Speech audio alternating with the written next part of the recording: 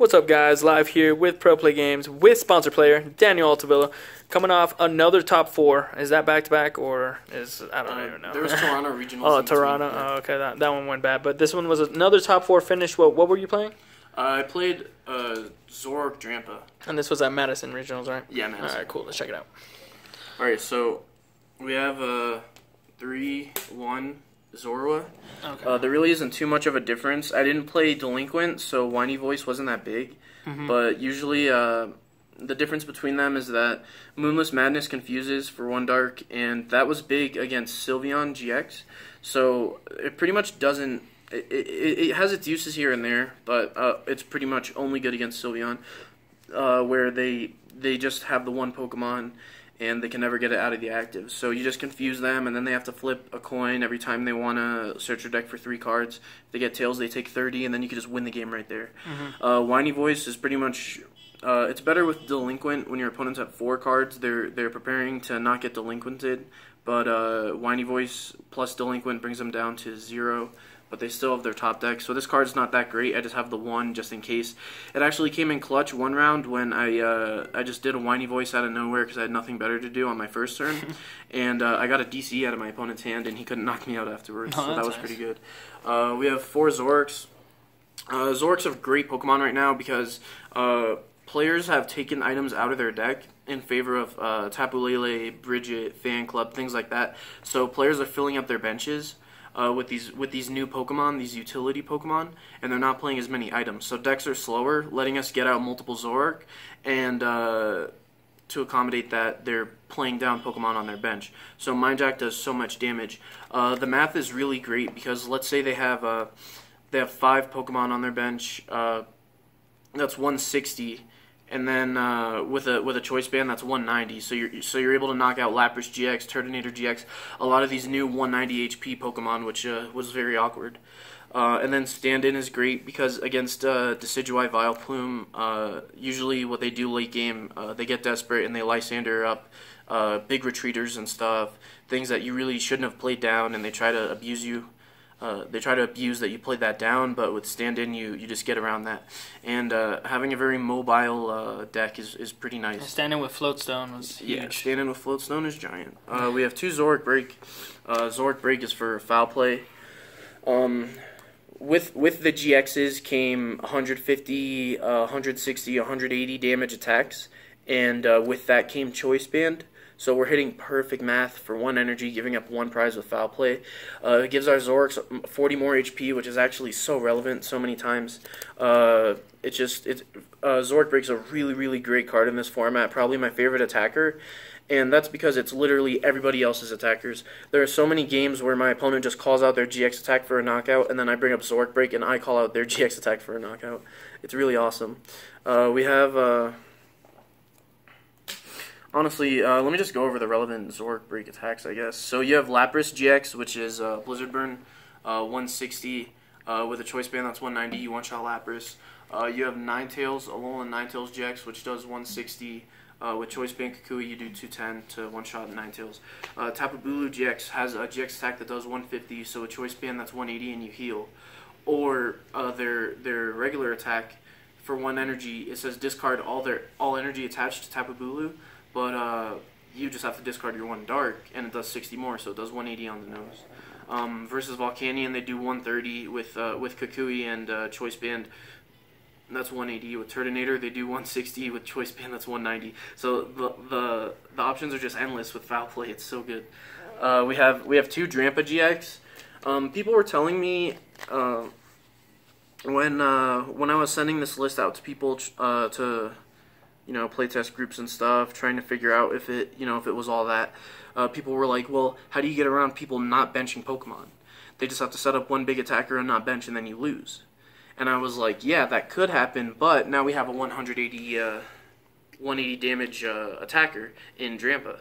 So if you're ever not benching things and you're attaching to 1 guy, and I'm threatening a Drampa, either you still don't bench things and you lose your 1 attacker and you're behind, or you have to overbench and then you set up my Mind Jacks. So the Drampa with the Zora combo is really good because you're pretty much punishing your opponent no matter what play they do. So you put them in a situation where they just can't really do much. We have 2 Tapu Lele GX and 1 Shaman EX. Tapu Lele is obviously really good right now, just for Wonder Tag. Search out those supporters and whatnot. And Shaman is just consistency. Sometimes you just have to use setup. And a lot of the times the Sky Return math, 30 and then 60 with a Choice Band, can become relevant. It helps you get 2 shots on GX Pokemon that you can't knock out and things like that. But sometimes you really just have a horrible hand. Maybe you don't have any supporters in your deck and you just have to go for a setup. And along with that, we have 1 Oranguru from Sun and Moon. Oranguru's a cool two-use Pokemon in the sense that we have Instruct for late game ends. If they put you to 2 or 1, you get to draw a card. A draw card, you could play down a card, and then you could Instruct for 1. Or you get End to 1, you draw a card, but you have an Ultra Ball in hand. You Instruct, that gives you a 3rd card, so you can play down your Ultra Ball. And then you have Psychic. If you ever have an opportunity to just attach 1 energy to an Oranguru, it's like it just poses a threat for the rest of the game. If they have a 3 energy attacker, you're doing 60, 80, 100, 120. 140 with Kukui, and then with a Choice Band, that's 170. So that could be that could be big against Lele and things like that. We have 1 Tapu Koko promo. I originally had Hoopa STS in the deck, but I wanted the free retreat because starting a lot of these starters are just kind of iffy, just based on what your opponent does turn 1. So starting Tapu Koko is awesome. He's just a buffer who just takes hits for you early, and he sets up your math. Like I was saying earlier, that Foul Play works on a lot of math with a Kukui, but Flying Flip alleviates the need for a Kukui, so you can play Sycamore or Teammates for your turn. And if you get like 3 Flying Flips off, it doesn't matter how many Pokemon they bench, you're probably still just going to knock them out with Mind Jack. So every time you attack with Tapu Koko, it makes your less strong attackers that much more strong. So if you consider it like that, then it's just an amazing card.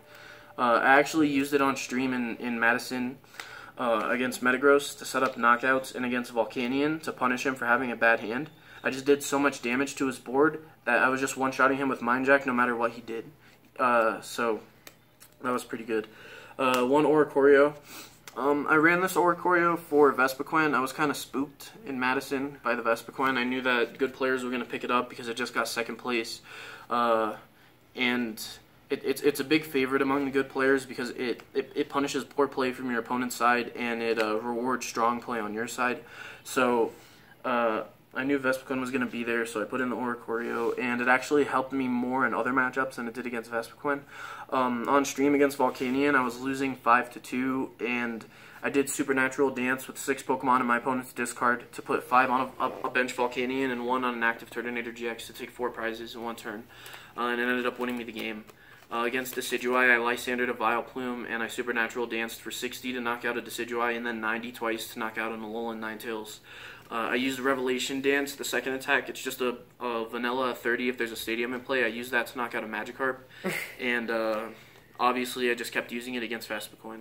So that was a very strong card. I wouldn't recommend dropping it after seeing its utility in every matchup, because Vespiquen just got a 1st and a 2nd at regionals. So even if the card's dead because no one ends up playing Vespiquen, it's still not dead because it has so much utility in so many matchups. We have 4 Professor Sycamore. That's pretty standard. Some people are going down to 3, but we don't really care too much about the Garbodor matchup since we have resistance to Psychic. And we don't have to play down our items too hard, so we're fine discarding things with Sycamore. We have 3N for the same reason. Some people went up to 4 or whatever, but we want to keep the 4 Sycamore 3N. We have 2 Lysander. That's pretty standard. Some people are going up to 3, but we just can't fit it. We have 1 Bridget and 1 Pokemon Fan Club. So a lot of people are using either or based on the deck. So if it's a Drampa deck and it runs 2 Team Magma Secret Base, people are playing Fan Club so they can actually bench the Pokemon from hand to get the 20. And if it's not a Team Magma Secret Base deck, people are playing Bridget so they could just fill their bench up with 3 basics. The reason I ran both is because the guy who I got the list from initially, Matt Townend, he played 2 Bridget, and he said that you absolutely need it, that it's huge if you prize one. So I was thinking, well, since I'm going to end up putting magma bases in this deck and take out the reverse values that he initially had, I want a fan club instead of a second Bridget. So we just have the 1-1 split. And a lot of people in Madison ended up playing the 1-1 split as well. So it's actually interesting that that's going to start becoming a thing. We have one Professor Kukui, like I explained earlier, just helps out with so much math. And a lot of the time, like Mindjack, for 4 bench Pokemon is 130. Choice Band Kukui is 180, so he just fills a lot of gaps. Hex Maniac, just the one of. It's just good. It's not like it's not a liability as much as it could be in the past, because now we could search it out with Tapu Lele, and we could just pitch it if we don't need it, and then we never have to worry about it again. But I honestly thought there would be more Greninja at Madison, so that's why I kept the 1. Had I known there would not be any Greninja, I might have dropped it for Delinquent. But the way the math goes is you tap a Coco, Flying Flip, the turn they get out their 4 Frogadiers, and then with Berserk on Drampa you do 150. So 150 plus 20 is 170 on a Greninja break, and then you can play Hex, so you don't have to play the Kukui for the turn. So that was my reasoning behind Hex, but it's not that great. Teammates. Teammates is just good in this deck. It really it doesn't seem like it would be, but a lot of your matchups, you're getting out 2 Zoroark breaks, 3 Zoroark breaks, and you're just copying their attack. And a lot of matchups like Vespiquen, you're just using Oricorio over and over again. So with Teammates, it makes it easier for you to dig out those cards you need instead of having to like Sycamore and Prey. So I really like this one copy of Teammates. It's way better than people give it credit. Honestly, I don't think I would play it in any other Stage 1 decks like Garb or anything. It's specifically good in this one for another reason, which is that most of your attackers take double colorless energy. Garb has the luxury of taking just 1 Psychic to use his attack, but Mindjack takes a DCE. So we want to make sure we have our DCEs a lot of the time, and Teammates definitely helps us out with that as well. 4VS Seeker, that's pretty standard. There's no other reason to it except that we don't really need to not have 4. Like some decks are going down to 3 for Garb, but like I said earlier, we're okay with Garb and our item count. We have 4 Ultra Ball. That is that's just standard. 3 Choice Band, because Choice Band is huge in so many matchups, and if we went down to 2, then it would honestly probably hurt this deck really bad. In Madison, I needed the 3 multiple times. There's Field Blower and stuff. There's not having enough Pokemon in play, and you have 2 Choice Bands in hand, and you have the Sycamore one or something. Like, it's just good having 3. 2 Floatstone to complement Zoroark's stand-in ability, and because it's pretty much it, but also you don't want to prize 1. Like the original list had 1, new lists have 3, but we want to keep 2 because we don't want to clog down the deck with this tool card, but we also want to be able to utilize it every now and then. 2 Rescue Stretcher. I originally had 1 Super Rod, 1 Rescue Stretcher, but then I put in the Oricorio. So I realized that with Tapu Koko, Oricorio, and Zoroark Break, that's 3 huge Pokemon that you need to keep flowing constantly in certain matchups. So with 2 Rescue Stretcher, you have the option to put them straight into hand, or you could just shuffle 3 Pokemon into your deck. And we're okay with that because we're okay with not having to shuffle in Darks with Super Rod because we play Special Charge.